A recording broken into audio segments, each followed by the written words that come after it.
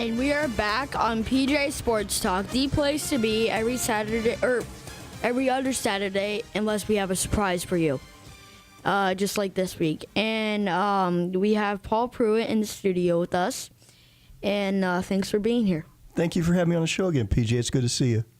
Good to see you, too. And the last time I had you on my show, it was over at the PGA golf tournament. And I I was still in school. Well, are you back in school now? Yeah, I'm back in school now. Back in school now. So quick break, huh? Yeah. And this, we are celebrating the 10-year anniversary of 9/11, and what a historic day that was. The World Trade Center collapsed, and to start it off, they have the last Super Bowl winners facing off, Saints at Packers, for Thursday Night Football. And that is on September 8th. And so hopefully, go Packers. And I'm going to be rooting for the Packers. Woo! And I'm picking the Packers. Go Pack. And Paul is wearing a Packers shirt. And so that is my pick for the Packers. And since it's going to be regular season, they're going to have Aaron Rodgers in there the whole time. So no one else interfering. So, and Dominic has his pick we're going to be trading back and forth. This is on September 11th, the 10-year anniversary. Well, Steelers versus Ravens at 1 p.m. on Sunday would be a good matchup because they're both really good teams. So, and it is a fabulous rivalry. Yeah. If I had to say, it would probably be Steelers, but I like the Ravens better than the Steelers, so I'm voting for the Ravens. Ooh, Ray Lewis and their gang. Also, don't forget Terrell Suggs. And now it's Paul's turn. Okay, I'm going to be a homer and go with the Indianapolis Colts at the Houston Texans. I really think, a lot of people are talking about Peyton Manning's health, if he's going to be able to go in the first game or not. That's why they brought in Kerry Collins. Last year, the Colts opened against the Houston Texans, and last year they lost. I'm picking the Texans in this game. I think that Peyton's had to set out most of training camp. If he does play, I don't think he will play. I don't think that they're going to fare that well, and I think the Texans are right for what will probably be considered an upset in this game, but I'll take the Texans. And next game would be Bengals at Browns. But these games are all at 1 o'clock. So,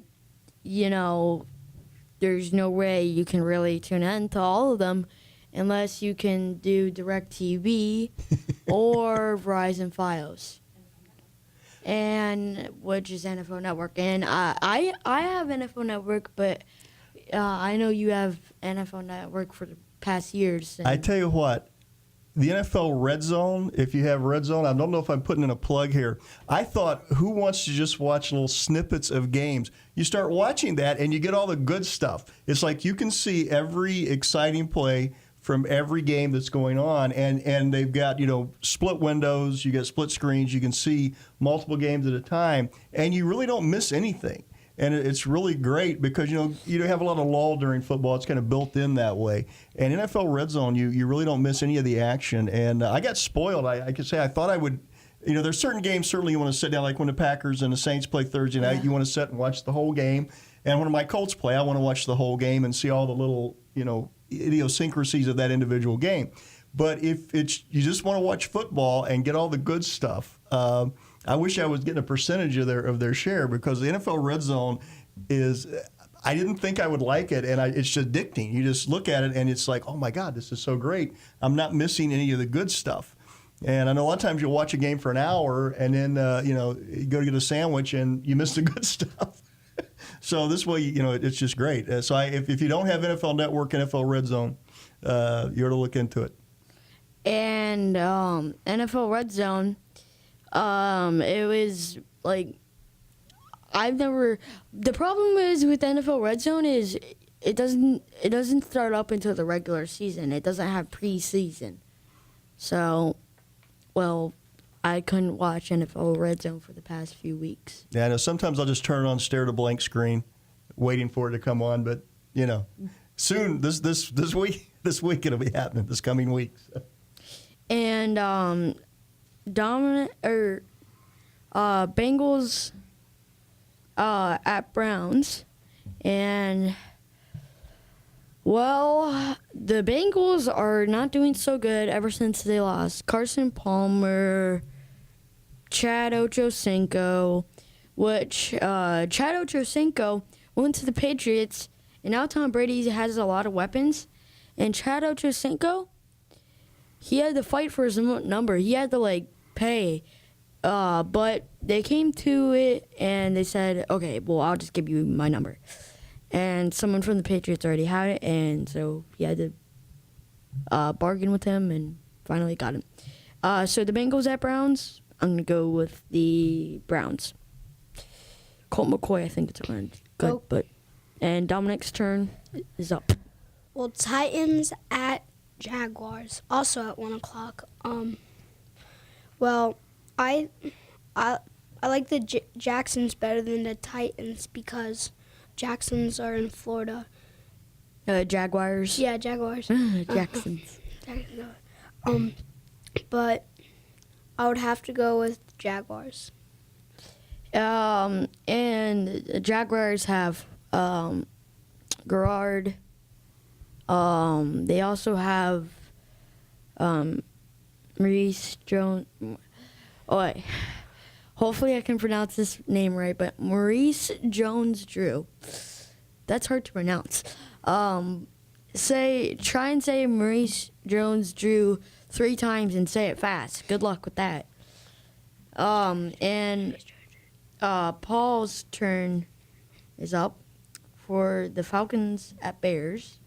Did I go out of sequence last time? I think I jumped ahead. Anyway, 2 divisional winners facing off early in the season. The Bears have been making the news. The Bears have been making the news a lot lately for all the wrong reasons. They've got a lot of turmoil. They got some players that want to be traded right before the season starts. I think the Falcons. I picked the Falcons to go out early in the playoffs last year, which they did to the Packers.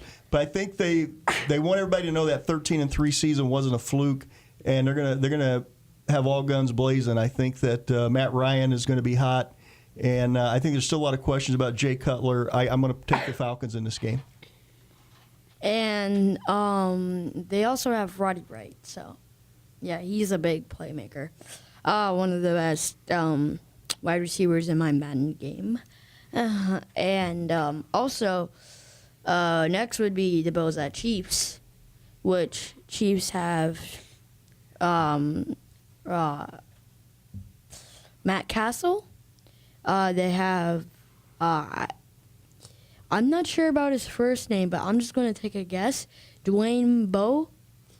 And I was questioning about his first name.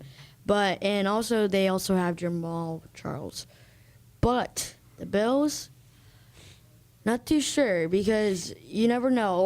Lions, they're starting to get surprising, and you never know about the Bills. So last year they didn't do so good. So I'm going to go with the Chiefs this game. So and I'll let Dominic take this next one. Well, Lions at Buccaneers. It is a good matchup because I remember last season, we lost to them, and then if we won, we would have made it to the playoffs. But since my favorite team is the Buccaneers, and they also have Josh Freeman.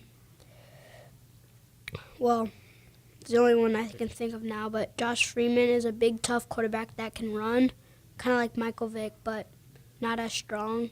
But he's still good, and Bucks won because of him 17-13 against the Dolphins because he ran to the 1-yard line. And speaking of Michael Vick, the Eagles at Rams. I'm going to let Paul take this one. And just to let you know, we are talking with Paul Pruitt. This is PJ Sports Talk. I'm your host with my co-host not downtown Dylan, but Dominic. Thank you. Everybody's already penciled the Eagles in for the Super Bowl this year. I don't really know that they have the chemistry that they need. The Rams were a game shy of making the playoffs. Granted, the NFC West should probably be banned from the playoffs for a couple of years, but they were a couple of plays shy of making the playoffs last year. I still think the Eagles are going to need time to get their chemistry together with all the new players that they brought on. The Rams, Sam Bradford's a real deal. They got a good young quarterback. I'm going to take the Rams at home in a little bit of an upset here. And we're going to have to plug through these last 7 real quick. It's the Seahawks at 49ers. We're going to do this PJ Sports Talk non-radio style. Seahawks at 49ers. I'm going with the this is a tough one because I'm not going to say that they're good, but I'm not saying that they're bad. They're in the middle, but I'll go with the Seahawks with this one. Giants at Redskins. I'm going with the Giants. And Vikings at Chargers. I'm going with the Chargers. Panthers at Cardinals. Cardinals, because Cardinals have Kevin Cobb and Larry Fitzgerald. And Cowboys at Jets. Big game. I'm going to go with the Jets. But I'm going to let you two take these last ones. Dominic, you can take the first one.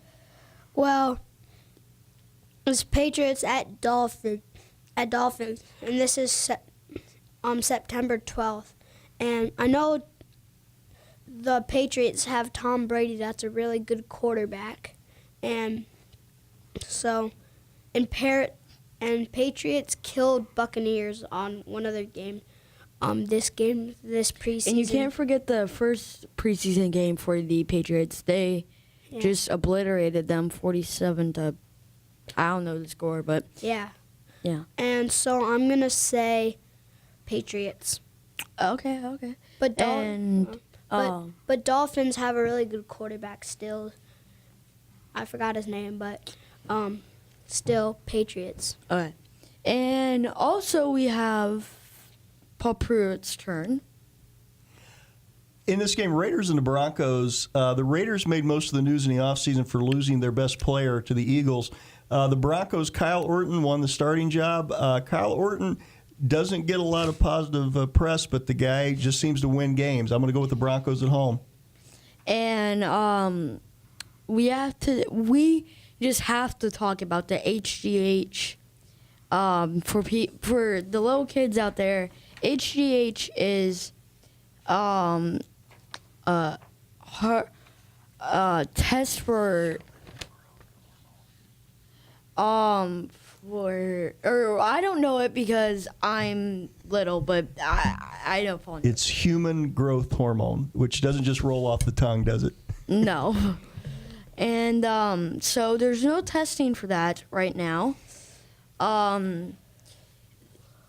Because the NFL had some questions about that, and so they didn't really want to do it. And Paul has this story about that. Well, the contention is about how the test will be rendered. Some of this, from a political perspective, I think is just a lot of posturing, and people don't want to get caught doing something they're not supposed to be doing. My big concern about this is that the younger players emulate what the pros do. And if you got a young guy in high school right now, and maybe his coaches are telling him he's a few pounds lighter, he's a little too short, they're real tempted to try to take these shortcuts, and it's going to do a lot of long-term damage, especially to a young person. They only see the short end of we're going to take this, and it's going to make us better. So I really hope they can come to an agreement on this. I would have hoped it would have been part of the collective bargaining agreement that we spent so much time hearing about all summer. But I really hope they get this done. And the purpose of this is not to point fingers, it's to protect these young men from doing long-term damage to their bodies. I mean, they're going to have a life after football, and hopefully they'll be able to, to be healthy, productive individuals once their careers are over. And these type of drugs prevent that from happening. And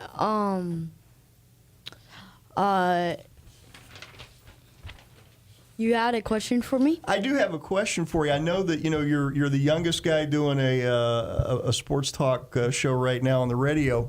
Of the guys that are out there that you watch every weekend on the games and on Mondays and Thursday nights, who do you look to like for pointers when you do your show that you want to try to emulate?